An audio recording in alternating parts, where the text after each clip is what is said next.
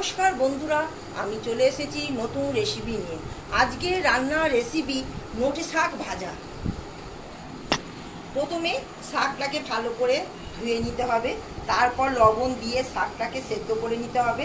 তারপর পেঁয়াজ কুচি ভেজে রেখেছি, বাদাম ভেজে রেখেছি, বড়িও ভেজে রেখেছি। প্রথমে কড়াতে আমি তেল দিলাম,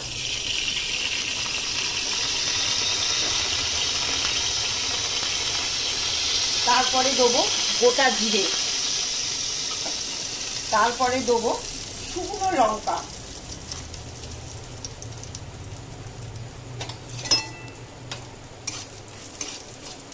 তারপরে দেবো পেঁয়াজ ভেজে রেখেছি, তাতে দিলাম।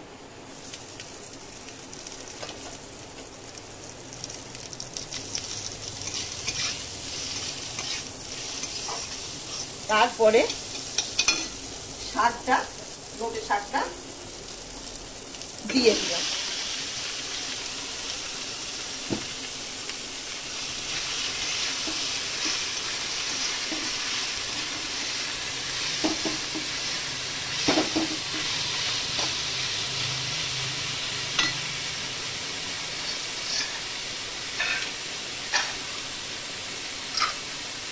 দেখুন বড়ি ভেজে রেখেছি, বড়ি দিয়ে দিলাম।